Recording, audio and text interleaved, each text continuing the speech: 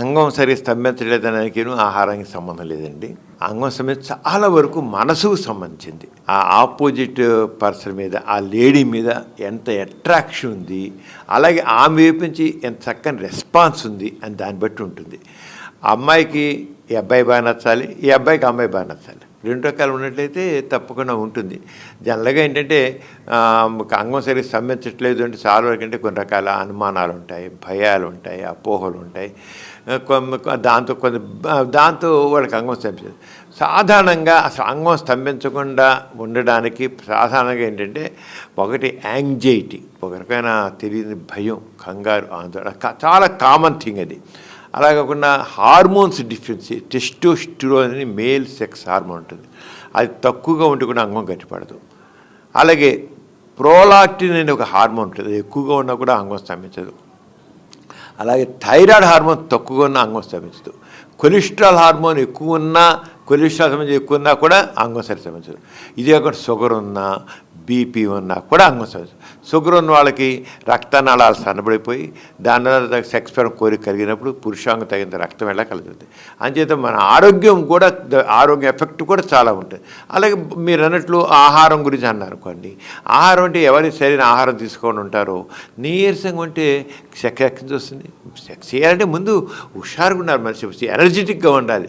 అంతేకాని తిండి లేని వాడికి సెక్స్ కోరిక ఎక్కడ రాదు, కష్టం వచ్చినా అది నిలబడు, స్ట్రాంగ్గా నిలబడు. ఎందుకంటే ఎనర్జీ లెవెల్స్ లేవు కనుక. అలా కాకుండా కొంతమందికి ఎనీమియా, రక్తహీనత ఉంటుంది. రక్తహీనతలో కూడా ఎనర్జీ లెవెల్స్ తక్కువ ఉంటాయి.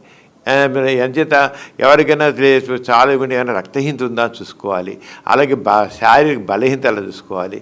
వీటన్నిటితోడు మనసు కలగాలి అంచేత కేవలం ఏదో మనకి ఇది కాకుండా అలవాట్లు, మనకి చాలామందికి షుగర్ ఇది ఉంటుంది, ఆల్కహాల్ తీసిన అలవాటు ఉంటుంది.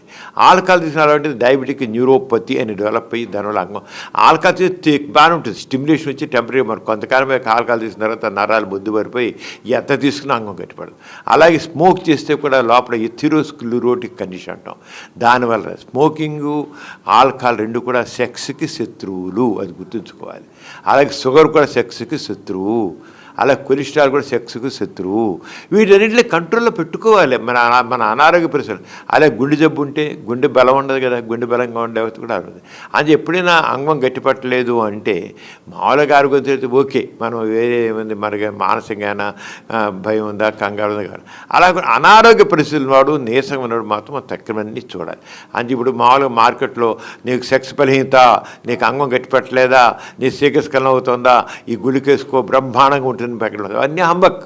దానివల్ల కేవలం అవి కొంతమంది సైకలాజికల్గా, కొంతమంది నేను చేయలేను, అంగం చిన్నదిగా నాకు చేయలేకపోతుంది, అంగం చిన్నగా నాకు సంబంధం లేదు, అంగం చిన్నదిగా ఉన్న అంగం బాగానే గట్టిపడుతుంది, అంటే అదేం కాదు. కానీ సైకలాజికల్గా మన మగవాళ్ళలో చాలా రకాల అపోహలు, భయాలు ఉంటాయి. ఈ అపోహలు, భయాలు అంటే ఎప్పుడైనా సరే అంగం స్తంభించలేదు ఏమిటి, ఏమైనా శారీరక లోపం ఉందా, మానసిక లోపం ఉందా, ఆరోగ్యంలో తేడా ఉందా అనేది తప్పకుండా పరిశీలి. రూట్ కాజ్ బట్టి, మూల కారణం బట్టి చికిత్స చేయాలి. అంతేగాని పిడుక్కి బియ్యానికి ఒకటే మంత్రం అన్నట్లుగా కుదరదు. ఈ మార్కెట్లో అమ్మే మందులు కానీ, ఈ సెక్స్ స్పెషలిస్ట్ అన్న ఒక అన్క్వాలిఫైడ్ డాక్టర్స్ సెక్స్ స్పెషలిస్ట్ని బోర్డులు పెట్టుకుని జనాలు చీట్ చేస్తారు. అవన్నీ చీటింగ్ తప్ప, వాళ్ళందరూ 420 వెళ్ళే తప్ప నిజమైన డాక్టర్లు కాదు. అసలు వాళ్ళు మనకు చేయాలి, కరెక్ట్గా దాని ప్రకారం చేయాలి. చేస్తేనప్పుడే కరెక్ట్గా ట్రీట్మెంట్ జరుగుతుంది.